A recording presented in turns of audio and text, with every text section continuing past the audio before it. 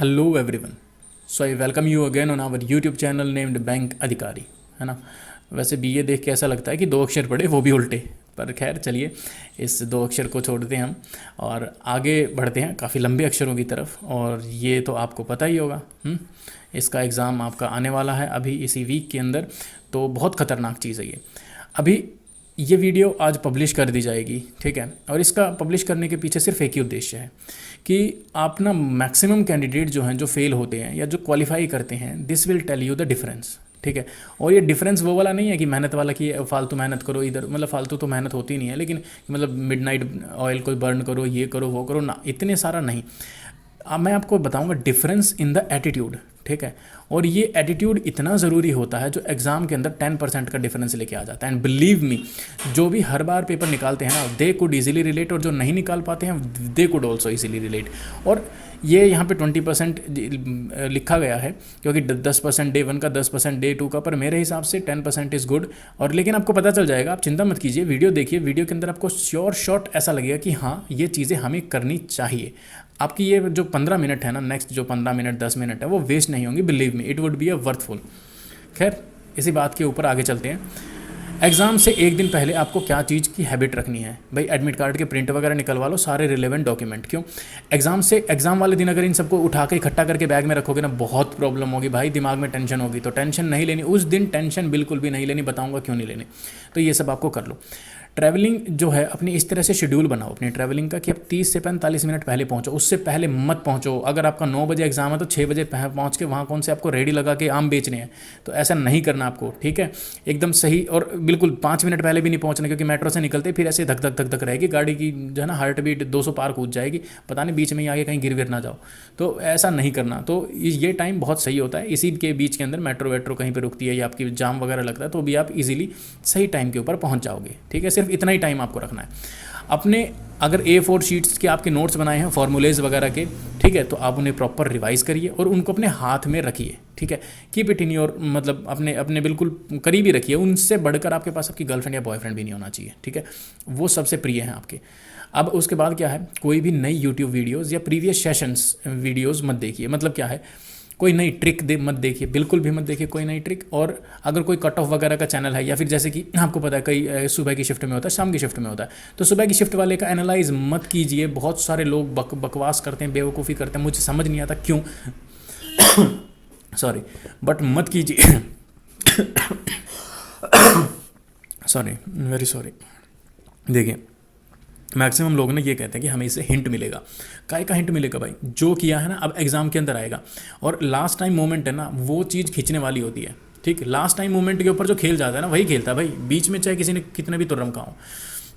Telegram related things को छोड़ दीजिए, ठीक है। नई चीज़ मटेरियल डाउनलोड करना, टेलीग्राम के ऊपर बकर बकर करना किसी के साथ, कट ऑफ इतनी जाएगी, मेरा क्वांट का सेक्शन ये है, कई ये बोले ये है, कई नोट्स सप्लाई करने लगेंगे। अरे कोचिंग सेंटर के इतने ड्रामे होते हैं।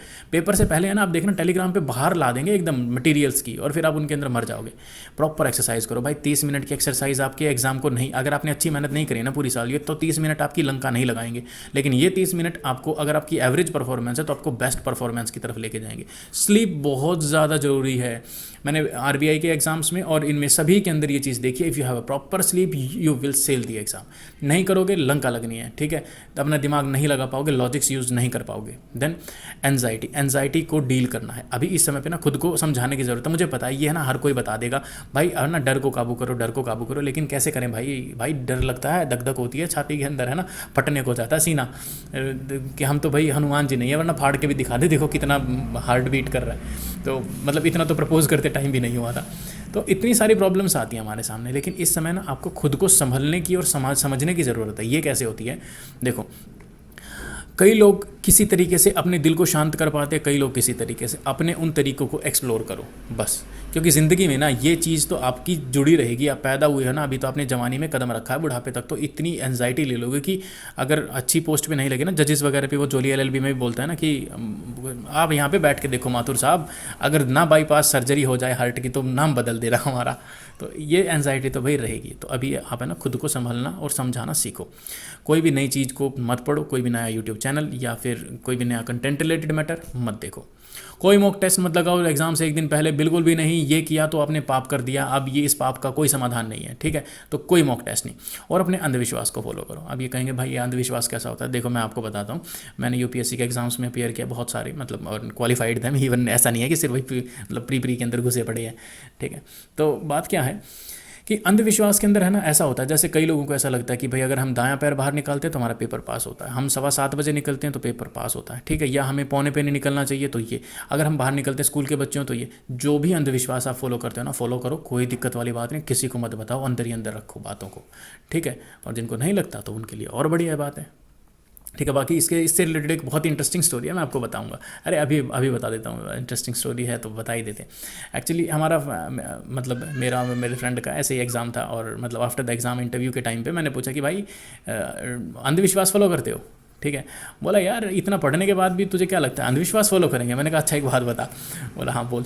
तो इंटरव्यू के टाइम की बात थी, तो मैंने उसको बोला कि भाई एक मतलब जब तेरा मेंस का एग्ज़ाम था यूपीएससी सिविल सर्विसेज का, तो मैंने बोला कि जब आपका तेरा यूपीएससी का मेंस का एग्ज़ाम था तब तूने जिस जगह पे बैग पहले दिन रखा था मेंस में, उसी दिन तूने बैग अपना बाकी दिन रखा कि नहीं रखा। बोला यार ये बात तो सही कह रहा है। बोला जीएस पेपर 3 के दिन जो है, मतलब उस दिन हम वहाँ पे किसी और का बैग रखा था, मैंने उसका बैग उतारा और अपना वहाँ पे रखा और फिर गया था मैं। देखा तो अंधविश्वास तो भैया देखो फॉलो सभी करते हैं, तो अंदर ही अंदर, ठीक। खैर ऑन दी एग्ज़ाम डे, यह एग्ज़ाम डे वाले दिन क्या करना है, अब यहाँ से वीडियो के अंदर इतना घुस जाना जितना आप ज़िंदगी में किसी चीज़ को नहीं देखा। ये आपके मैक्सिमम 10 to 15 मार्क्स इंक्रीज़ करवाने वाली है गाइस, बिलीव मी, ठीक है। और ये आप देखना, जो मैक्सिमम सेलेक्टेड कैंडिडेट है उनको मैं बताता हूँ, डू नॉट फाइट, पर ये चीज़ें प्रोहिबिटेड है, किसी के साथ मत लड़ो, do not fight with anyone. और लड़ने का मतलब ये नहीं है कि बॉक्सिंग क्लब्स के चैंपियन, गोल्डन क्लब्स के चैंपियन, या फिर यूएफसी बना के रख दो, WWE बना दो ना, ऐसा बिल्कुल नहीं है। जैसे कि आप लोग बहुत सारे ऑटो वालाज के साथ, रिक्शाज के साथ कि भाई 50 की जगह 20 ले ले, 20 की जगह 30 ले ले, ये ना ब्रेन के सबकॉन्शियस माइंड के ऊपर प्रेशर डालते हैं, ठीक। और ये अगर उसने आपकी ईगो को हल्का सा भी हर्ट कर दिया ना, बोल देंगे अरे पेपर देने जा रहे हो, तुम्हारे पास 10 रुपये है नहीं, आपकी ईगो सारे दिन तक हर्ट रहेगी कि यार मेरे 10 रुपये के ऊपर मेरे को सुना दिया बंदे ने, आप उसको फेंक के भी मारोगे 10 रुपये पकड़ अपने मुंह के ऊपर, लेकिन फिर भी यार बहुत प्रॉब्लम होती है। तो do not fight with anyone, आप अपना सारा मूड खत्म कर लोगे, यहीं पेपर में हार जाओगे। दूसरा, गाने बिल्कुल मत सुनना कहीं वहाँ बैठ के, मतलब ऐसे मतलब बजा रहे हो एग्जाम में, फिर वही बजेगा और कुछ नहीं बजेगा। फिर do not look at the others, ठीक है, बिल्कुल भी दूसरों की तरफ मत देखो। ये मैं बताता हूँ मैक्सिमम कैंडिडेट करते हैं ऐसा, जो भी सिलेक्टेड होते हैं, they don't look at the others कि वो क्या कर रहे हैं क्या नहीं कर रहे। कई लोग देखो, बहुत सारे लोग आते हैं, अगर 10 लोग एग्जाम देने आते हैं ना, तो उनमें से 7 तो ये सोच के आते हैं कि फॉर्म भरा है दे आते हैं, 3 लोग ऐसे आते हैं जो पढ़ने में सीरियस होते हैं, ठीक है। तो इन 3 लोगों का भी फोकस करना, दे विल नॉट बी, मतलब इन क्राउड के बीच में नहीं खड़े होंगे। ये तो बैठ के कहेंगे ये मेट्रो है, ये वो है, यहाँ पे कर दिया, इतने वे बना दिए, अच्छे से एंट्री नहीं ले रहे हैं, फलाना ढिमकाना, बिल्कुल भी नहीं, इनकी बात सुननी नहीं ना, एकदम दूर, ठीक है। ना उनके नोट्स देखो, ना उनका अटायर देखो, अगर वे किसी चीज़ पर डिस्कशन कर रहे हैं कि ये इंपॉर्टेंट है, नहीं, नो बिग नो, दूर भाग जाओ उनसे, ठीक है। क्राउड के अंदर स्टैंडिंग मत लो, जहाँ पे 3-4 लोग ग्रुप बना के खड़े हैं, नहीं खड़े हो, अकेले खड़े होना सीखो भाई। आप बैंक में मैनेजर बनने जा रहे हो, असिस्टेंट मैनेजर, बहुत हायर पोजीशंस आप एक्वायर करने वाले हो, और आप अगर मान लो क्राउड स्टैंडिंग तो है ही नहीं आपके पास में, अपने नोट्स को रिवाइज करो, अलग खड़े होके। अपनी वाटर बॉटल अपने साथ लेके जाओ। वाटर बॉटल क्यों लेके जाओ, मुझे पता है भाई, जब एनजाइटी लेवल बढ़ती है ना, मेरा एक फ्रेंड है, उसने एग्ज़ाम दिया है, तो मैंने बताया था कि भाई वाटर बॉटल लेके जाइए, तो ये कोई बड़ी बात नहीं है, क्योंकि मैंने खुद फील किया था। आरबीआई के एक एग्ज़ाम में ना मेरे पास एनजाइटी लेवल बढ़ गया, बढ़ते ही मैंने पानी पी लिया। तो अगर आप वेट करोगे ना कि भाई मतलब क्या होगा क्या नहीं होगा, वाटर नहीं आएगा, वाटर बहुत हेल्प करती है। और इस वाटर बॉटल के अंदर ग्लूकोज जो डाल के ले जाना है, ले जाना भाई, डोप टेस्ट नहीं होने वाला वहाँ पे, ठीक है। अपने आप को हेल्दी रखना सबसे पहली बात है। अब एग्ज़ाम जैसे ही आपका शुरू होता है, ठीक है, प्रॉपर टाइम का यूटिलाइजेशन करें। और उसमें लड़ाई के अंदर ऑटो वाला नहीं है, लड़ाई के अंदर सिक्योरिटी गार्ड भी है, ठीक है। वो जब आपकी चेकिंग वैकिंग करवाते हैं उसके अंदर भी है, ठीक है। उसके अंदर भी वो बोलते हैं ना, एक हाथ डिस्टेंस पीछे खड़े हो जाओ, ये कोविड का, अरे कोविड तो जा लिया भाई, लेकिन फिर भी वो ऐसे बनाए रहते हैं। मैं गया था तो उसमें क्या हुआ, मेरे को क्या बोले कि भाई इसके अंदर ही खड़े रहो। यहाँ पे एक बंदा खड़ा था, मेरे को बोले यहीं पे खड़े रहो, अभी रिसेंटली कुछ ही दिन की बात है। तो मैं बोला यार हद की बात है यार, हम यहाँ एग्जाम पास करके आए हैं, सारे के सारे क्वालिफाइड कैंडिडेट्स हैं, इतनी तो अक्ल है हमारे अंदर, अगर ये पैर का इतना सा हिस्सा बाहर निकल गया तो कोई तूफान नहीं टूट पड़ेगा। और भाई वो मतलब कोई होगी बेचारी लड़की, ठीक है, बहुत मतलब नॉट वेल एजुकेटेड, मतलब वेल रेड, बट बोली नहीं ये रूल है तो रूल है। मैंने कहा ठीक है भाई, आपके रूल को हम सराखों पर रखते हैं, तो do not fight with them also, ठीक है। पैसा जो भी कुछ अपना किसी के साथ मत लड़िए, बिल्कुल भी, इन द सेंस मिसबिहेव किसी के साथ मत कीजिए। ठीक है। जब आपका एग्ज़ाम शुरू हो जाए, अब यहाँ से आपके 5 से 10 नंबर का खेल शुरू होगा, ठीक है। अपने टाइम को प्रॉपरली यूटिलाइज़ कीजिए, बिल्कुल प्रॉपरली यूटिलाइज़ कीजिए, ठीक है। फर्स्ट राउंड आप सिर्फ उन क्वेश्चंस के ऊपर दीजिए जिनके आप फील करें कि आप कर सकते हैं, ठीक है। अगर आपका रीजनिंग अगर आप अटैम्प्ट कर रहे हैं और आपका पज़ल के अंदर स्ट्रॉन्ग कमांड है तो गो फॉर द पज़ल। अगर आपकी पज़ल में कमांड नहीं है तो इनइक्वालिटी को उधेड़ दो, ठीक है। तो जो सिंपल छोटे टॉपिक होते हैं, ब्लड रिलेशन वगैरह, अगर आपकी कमांड है तो उखाड़ दो, पज़ल को बाद में देख लेना, कोई बड़ी बात नहीं है। पज़ल के साथ सेंटीमेंट मत जोड़ो, एग्जामिनर को पता है इसके साथ सबके सेंटीमेंट जुड़े होते हैं और मैं खाऊंगा, ठीक है। पज़ल है ना, पूरी पढ़ने के बाद पता चलता है कि ये होगी या नहीं होगी। तो अगर आप मिसलेनियस को सबसे पहले कर पाएँ तो बहुत बढ़िया है, उसके बाद आप पज़ल की तरफ जाइए। होगी ठीक है, नहीं होगी तो कम से कम एटलीस्ट ये तो गम नहीं आएगा कि ये छूट गए मेरे पज़ल के चक्कर में।